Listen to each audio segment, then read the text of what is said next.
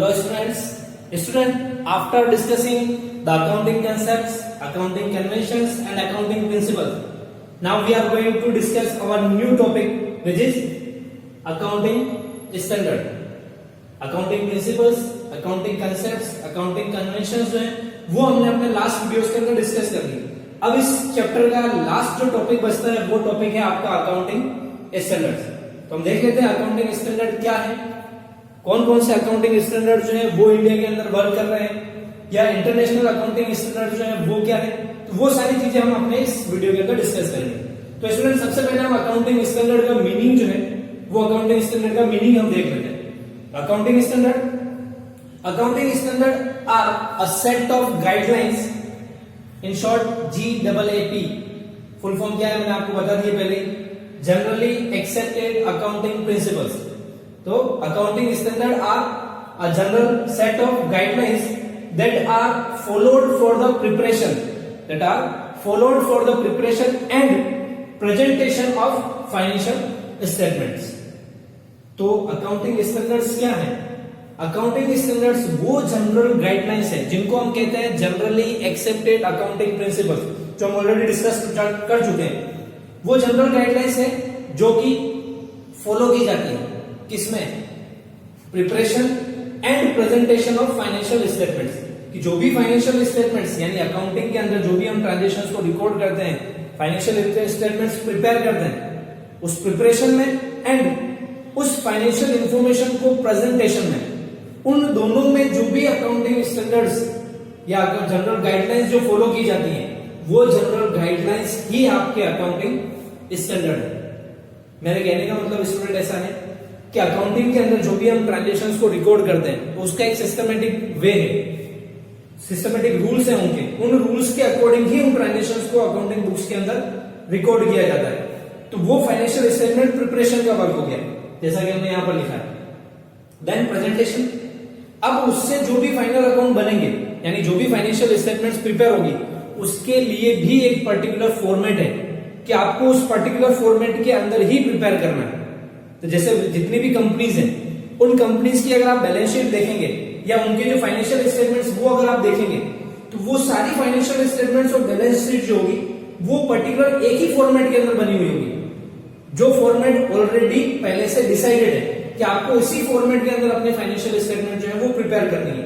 तो जो भी फाइनेंशियल स्टेटमेंट्स प्रिपरेशन का वर्क है और उसको प्रेजेंटेशन का वर्क है, तो उसके लिए जो जनरल गाइडलाइंस फॉलो की जाती है, जो जनरल रूल्स फॉलो किए जाते हैं, वो सारे रूल्स और गाइडलाइंस जो हैं वही कहलाती है अकाउंटिंग स्टैंडर्ड्स। तो अब स्टूडेंट मीनिंग आपको समझ में आ गया अकाउंटिंग स्टैंडर्ड का। अब हम जानते हैं कि जैसे जैसे अब हम सब लोग जो है वो ग्लोबल हो चुके हैं, यानी ये कह सकते हैं कि एक कंट्री की इकोनॉमी जो है वो दूसरी कंट्री की इकोनॉमी के साथ में कोलैबोरेट हो रही है, आपस में एक दूसरे के बीच में ट्रांजेक्शन जो है वो हो रहे हैं। हम अपनी ग्लोबलाइजेशन, प्राइवेटाइजेशन और ये इस तरह की पॉलिसीज जो थी हमारी वो पॉलिसीज हम डिस्कस कर चुके हैं।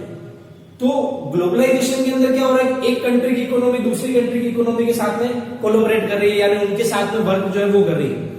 तो उसी तरह से एक कंट्री के दूसरी कंट्री के साथ में फाइनेंशियल ट्रांजेक्शंस भी होते हैं। एक कंट्री दूसरी कंट्री को गुड्स सेल भी करती है, परचेज भी करती है, फंड्स भी ट्रांसफर होते हैं। तो स्टूडेंट जब हम एक कंट्री के अंदर अगर फाइनेंशियल ट्रांजेक्शंस को रिकॉर्ड करने की बात करते हैं तो वो थोड़ा इजी हो जाता है, क्योंकि एक कंट्री के अंदर जो भी रूल्स एंड रेगुलेशंस एप्लीकेबल होने वाले हैं वो उसको वो पर्टिकुलर कंट्री की गवर्नमेंट जो भी वो उसको गवर्न करेगी। तो उस कंट्री के अंदर एक सिंगल रूल जो है एप्लीकेबल हो सकता है। लेकिन जब हम बहुत सारी कंट्रीज के आपस में जो ट्रांजेक्शंस हो रहे हैं उनकी अगर बात करें तो वहां पर कोई सिंगल रूल एप्लीकेबल नहीं हो सकता। सेम चीज अकाउंटिंग के अंदर भी है कि अकाउंटिंग के अंदर जैसे हम इंडिया के अंदर सपोज कीजिए इंडिया के अंदर हम ट्रांजेक्शंस को रिकॉर्ड कर रहे हैं, फाइनेंशियल स्टेटमेंट्स प्रिपेयर कर रहे हैं, तो उसका फॉर्मेट हो सकता है अमेरिका के अंदर जो फाइनेंशियल स्टेटमेंट्स प्रिपेयर हो रही है उनसे अलग हो, या यूरोप के अंदर जो ट्रांजेक्शंस प्रिपेयर हो रहे हैं या फाइनेंशियल स्टेटमेंट जो प्रिपेयर हो रही है उनसे अलग हो। तो country to country financial statement का प्रिपरेशन और उसका प्रेजेंटेशन का जो वे है, जो सिस्टम है वो डिफरेंट हो सकता है। तो अब जैसा कि कंट्रीज के बीच में ट्रांजेक्शंस बढ़ गए हैं, एक्सपोर्ट कर रहे हैं, हम इंपोर्ट कर रहे हैं, फाइनेंशियल ट्रांजेक्शन भी हो रहे हैं, तो अब उनको रिकॉर्ड करने से रिलेटेड बहुत सारी प्रॉब्लम्स आती हैं। तो स्टूडेंट उन प्रॉब्लम्स को सॉल्व करने के लिए या उन सारी कंट्रीज के अंदर या पूरे वर्ल्ड के अंदर जितनी भी कंट्रीज है उनके बीच में जो ट्रांजेक्शन हो रहे हैं उसके लिए पर्टिकुलर सिस्टम जो है वो होना जरूरी हो गया।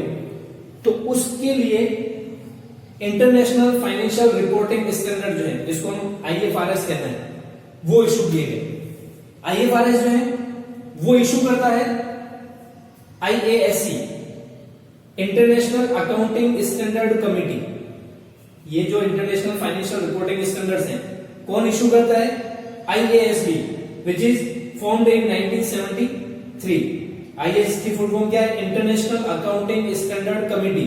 ये जो कमिटी है वो कमिटी जो डिफरेंट कंट्रीज हैं उन डिफरेंट कंट्रीज के लिए एक सिंगल सिस्टम जो है, या फिर हम ये कह सकते हैं उन सारी कंट्रीज के अंदर जो फॉलो होने वाले अकाउंटिंग स्टैंडर्ड्स हैं उन अकाउंटिंग स्टैंडर्ड्स को इशू कौन करता है? IASB, which is formed in 1973. After that, it was replaced by IASB in 2001. 1973 के अंदर एक बोर्ड जो है, कमेटी जो है वो एस्टेब्लिश की गई थी। उस कमेटी के बाद में नाम चेंज करके उसको IASB कर दिया गया, इंटरनेशनल अकाउंटिंग स्टैंडर्ड बोर्ड। पहले क्या था? International accounting standard committee. वो कमेटी अब किसमें चेंज हो गई? बोर्ड के अंदर, इंटरनेशनल अकाउंटिंग स्टैंडर्ड बोर्ड इन 2001।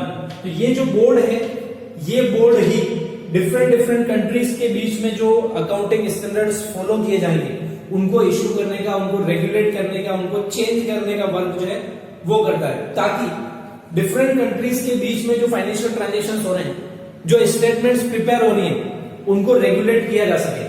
क्योंकि अगर सपोज कीजिए हम किसी एक कंट्री के फाइनेंशियल स्टेटमेंट का किसी दूसरी कंट्री की कंपनी की जो फाइनेंशियल स्टेटमेंट्स हैं उनके साथ में अगर हम कंपैरिजन करना चाहते हैं तो उसके लिए दोनों का सिस्टम एक होना जरूरी है, या उनके जो फॉर्मेट है वो फॉर्मेट एक होना जरूरी है, तब जाकर के हम उन दोनों स्टेटमेंट्स को आपस में कंपेयर कर सकेंगे। लेकिन अगर इंडिया के अंदर जो स्टेटमेंट्स प्रिपेयर हो रही है उनका फॉर्मेट अलग है, अमेरिका के अंदर जो फॉर्मेट प्रिपेयर हो रहा है वो अलग है, यूरोप के अंदर जो हो रहा है वो अलग है, ऑस्ट्रेलिया में जो हो रहा है वो अलग है। तो डिफरेंट कंट्रीज के अगर फाइनेंशियल स्टेटमेंट्स प्रिपेयर करने के जो रूल्स एंड रेगुलेशन है, जो स्टैंडर्ड्स हैं, जो प्रिंसिपल्स हैं, वो अगर डिफरेंट है तो उस केस में उन कंट्रीज का आपस में कंपैरिजन करना बहुत मुश्किल हो जाता है।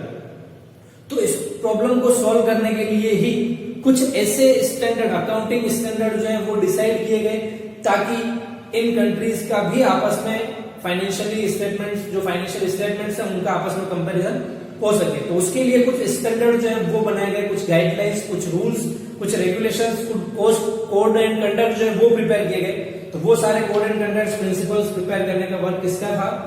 IASC का 1973 के अंदर। फिर उसको चेंज करके IASB कर दिया गया। तो ये सारे स्टैंडर्ड जो है वो प्रिपेयर करता है। क्लियर यहां तक? अब फिर प्रॉब्लम क्या आती है स्टूडेंट, कि ये हमने जो डिफरेंट कंट्रीज थी उनके लिए तो अकाउंटिंग स्टैंडर्ड जो है वो हमने प्रिपेयर कर लिए, लेकिन इंडिया जो है वो अपना वो डिफरेंट है, उसके यहां पर जो फाइनेंशियल स्टेटमेंट जो है वो प्रिपेयर की जाती है, उनके रूल्स एंड रेगुलेशन अलग है। तो इंडिया ने इन अकाउंटिंग स्टैंडर्ड्स को फॉलो करने के बजाय अपने खुद के कुछ अकाउंटिंग स्टैंडर्ड जो है वो प्रिपेयर कर लिए। इन इंटरनेशनल अकाउंटिंग स्टैंडर्ड जो है इनको फॉलो करने की बजाय इंडिया ने खुद अपने अकाउंटिंग स्टैंडर्ड जो है वो प्रिपेयर कर लिए। तो उनको कहा जाता है Indian accounting standard. Indian accounting standard, जो पहले केवल अकाउंटिंग स्टैंडर्ड्स ही थे, पहले केवल अकाउंटिंग स्टैंडर्ड्स ही थे। अब वो अकाउंटिंग स्टैंडर्ड जो है थोड़े इंक्रीज कर दिए गए और उनको नेम दिया गया इंडियन अकाउंटिंग स्टैंडर्ड। इसके अंदर, इंडिया के अंदर, ओनली इंडिया के अंदर जो अकाउंटिंग स्टैंडर्ड्स यूज होंगे या जो अकाउंटिंग स्टैंडर्ड्स फॉलो किए जाएंगे वही सारे अकाउंटिंग स्टैंडर्ड जो है इसके अंदर इंक्लूड किए जाते हैं। और IFRS के अंदर, इंटरनेशनल फाइनेंशियल रिपोर्टिंग स्टैंडर्ड्स के अंदर वो सारे अकाउंटिंग स्टैंडर्ड्स यूज किए जाते हैं, फॉलो किए जाते हैं, जो डिफरेंट कंट्रीज के अंदर एक सेम वे के अंदर एक्सेप्ट किए जाएंगे या अडॉप्ट किए जाएंगे। तो ये मैंने आपको इंट्रोडक्शन दे दिया है, अकाउंटिंग स्टैंडर्ड्स क्या होते हैं, इंटरनेशनल फाइनेंशियल रिपोर्टिंग स्टैंडर्ड्स क्या है, इंडियन अकाउंटिंग स्टैंडर्ड जो है वो क्या है।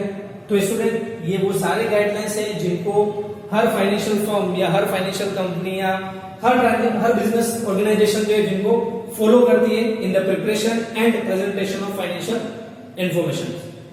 ठीक है, तो नोट कर लीजिए इसको।